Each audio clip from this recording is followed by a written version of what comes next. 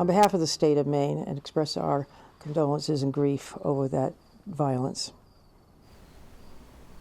That was Governor Janet Mills observing a moment of silence for the victims of a shooting today in Minneapolis. Police there say a man in his early 20s, armed with 3 weapons, fired through the windows of a church during a service marking the beginning of a new school year at a Catholic school right next door. He killed 2 children and wounded 17 others. 14 of them were students before then killing himself.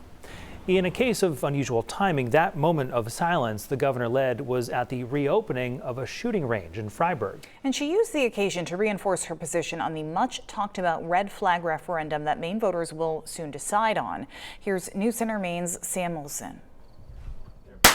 Commissioner Judy Camuso with the Department of Inland Fisheries and Wildlife rang in the celebrations, firing the official first shot at the reopening of the Fryeburg shooting range. This range and others like it are essential in ensuring that Maine's outdoor heritage continues to thrive for generations. For years to come, she hopes people will come here to hone in their skills.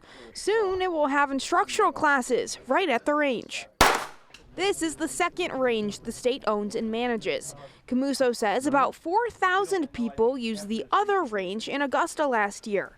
Governor Mills says she hopes this one will do the same. The governor used the occasion to also say she does not plan to vote for question 2 on the November ballot. I do not plan to support the red flag referendum. It will ask voters whether Maine should allow family members of someone who is deemed a threat to directly petition a judge to remove their firearms, instead of going to the police first. Mills says Maine's current extreme risk protection order, also known as the yellow flag law, has been very useful, especially after the state amended it following the Lewiston mass shooting. It's being used more than once a day in towns and cities all across the state. I get the reports and I'm just always amazed. Come November, we'll see if a majority of Mainers agree with the governor that the yellow flag law is enough. In Fryeburg, Sam Olson, News Center, Maine.